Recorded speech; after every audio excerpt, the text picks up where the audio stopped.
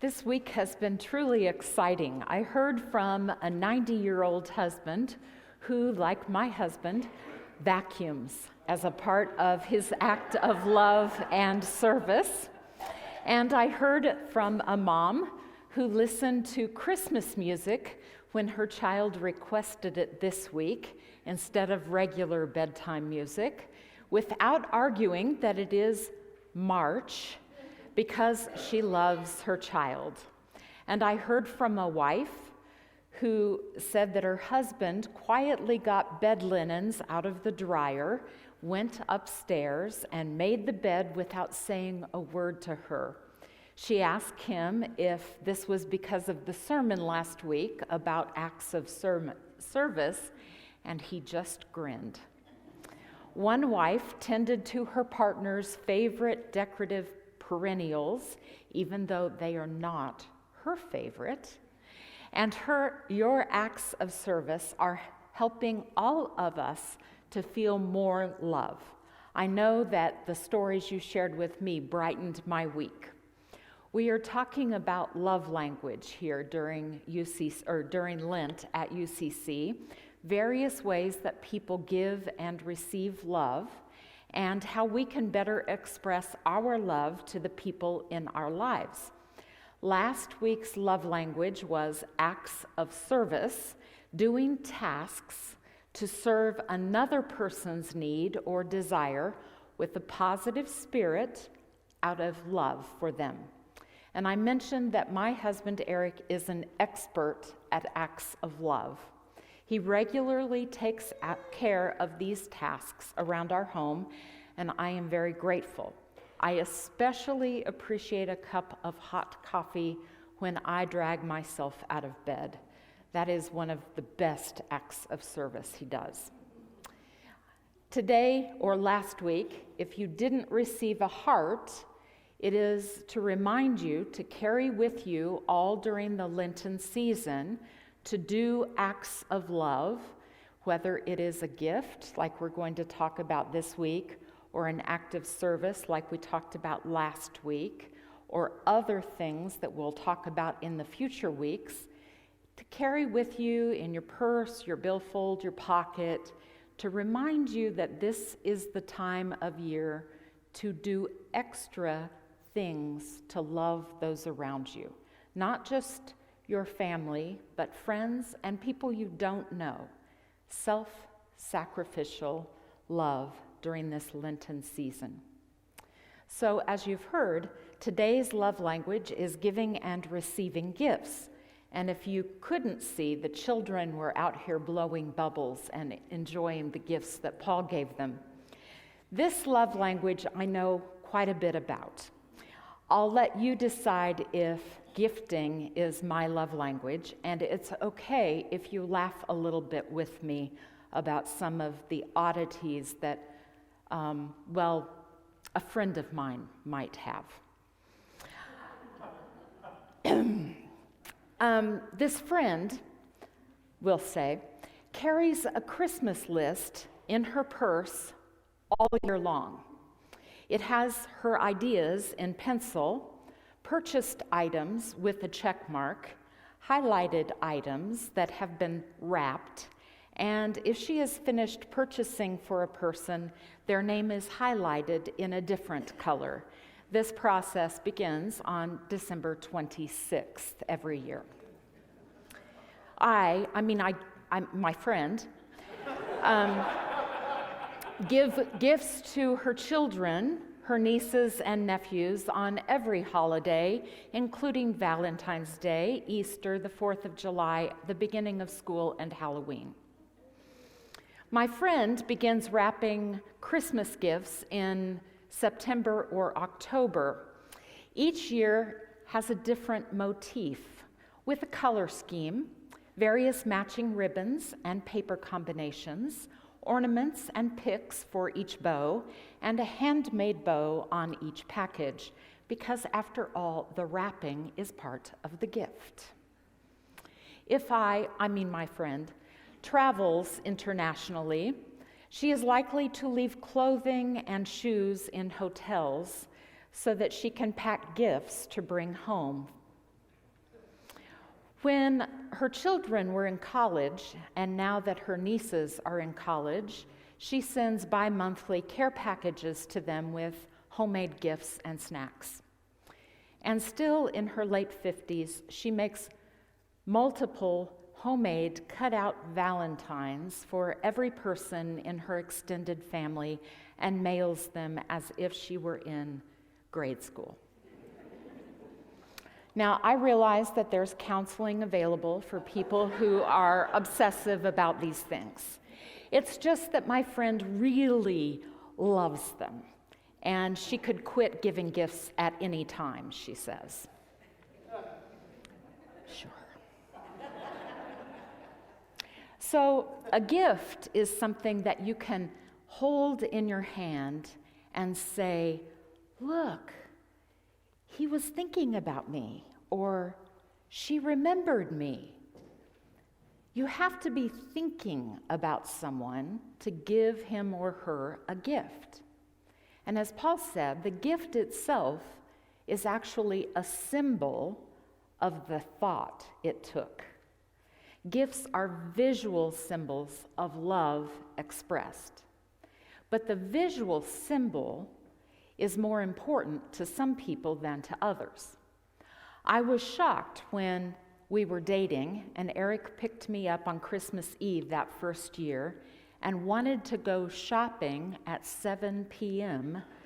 because he had not yet determined what he was going to get for his family for Christmas morning, a few short hours away, since my friend and I shop all year long. The difference between people's attitude about gifts also explain why some people never take off the ring they exchange on their wedding day, and other people don't even wear a wedding band. Now, of course, gifts can be purchased or found or made. They don't have to be expensive, but they are an investment in the relationship that is invaluable. If someone you love has gifting as their love language, giving gifts to them help them feel loved, and it speaks to them of something even deeper, and that is their value to you. Of course, the important thing here is not the gift. Hear me. The value is not the gift.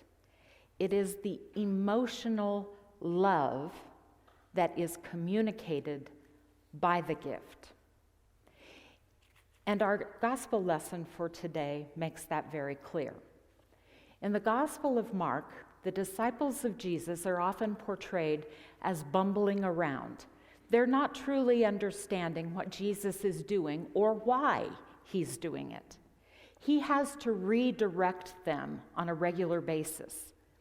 And in today's traditional word, the disciples have failed once again to understand Jesus' words about his impending death. But an unnamed woman has recognized the truth, and she anoints him with costly oil. It's printed in your bulletin if you'd like to follow along. While Jesus was at Bethany in the house of Simon the leper, as he sat at the table, a woman came with an alabaster jar of very costly ointment of nard. And she broke open the jar and poured the ointment on his head. But some were there who said to one another in anger, "Why was this ointment wasted in this way? For the ointment could have been sold for more than 300 denarii and the money given to the poor." And they scolded her. But Jesus said, "Let her alone. Why do you trouble her? She has performed a great service for me. For you always have the poor with you, and you can show kindness to them whenever you wish. But you will not always have me. She has done what she could.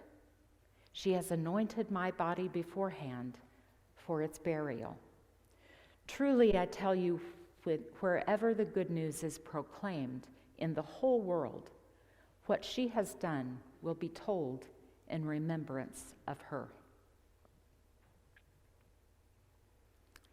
Jesus defends the woman's action against those who criticize her in the name of the poor.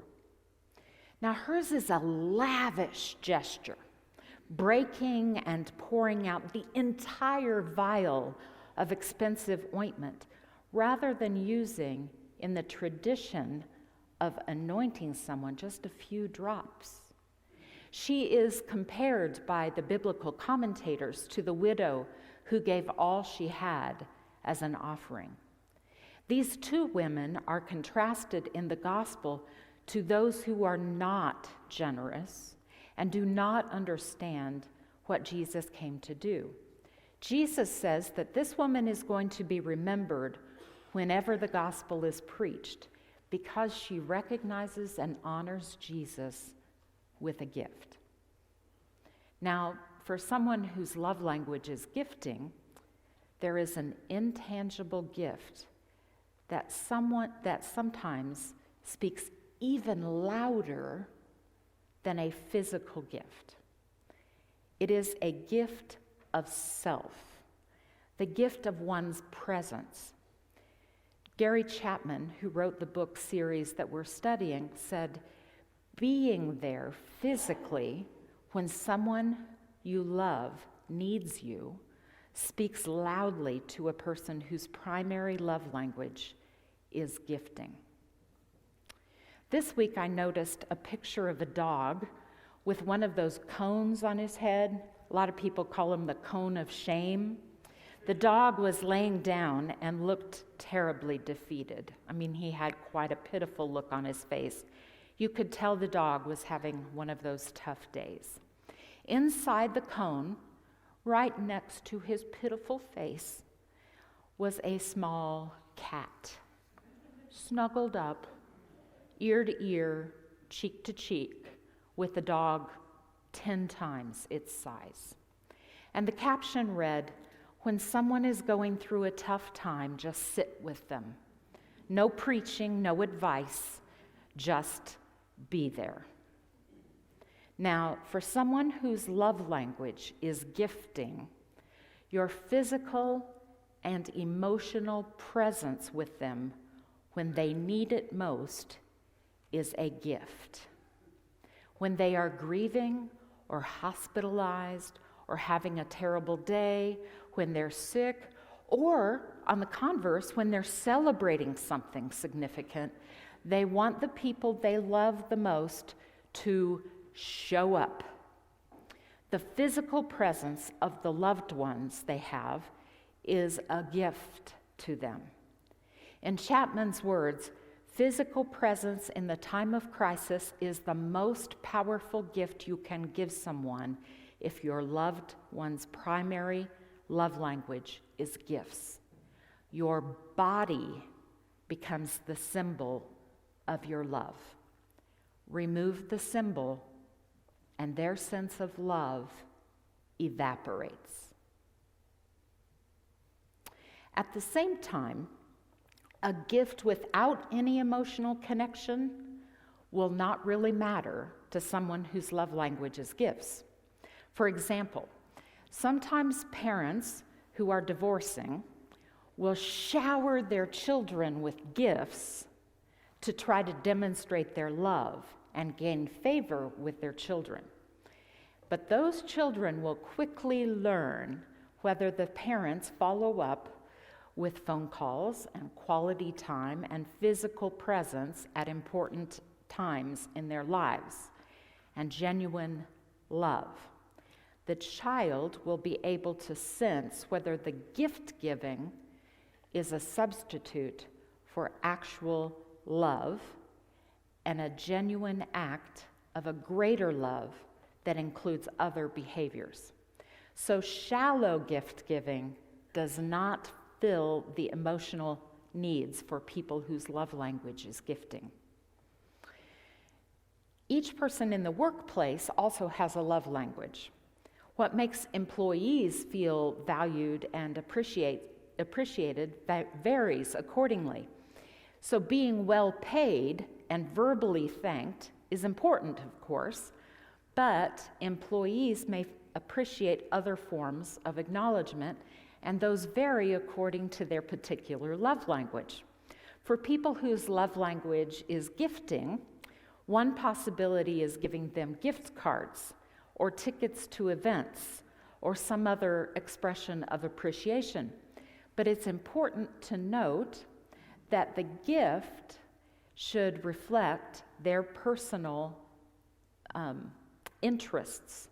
People who value gifts as an act of appreciation actually tend to react negatively when someone is given the same gift in the office, because it appears that the giver didn't think much about the individuals to whom they were giving the gifts.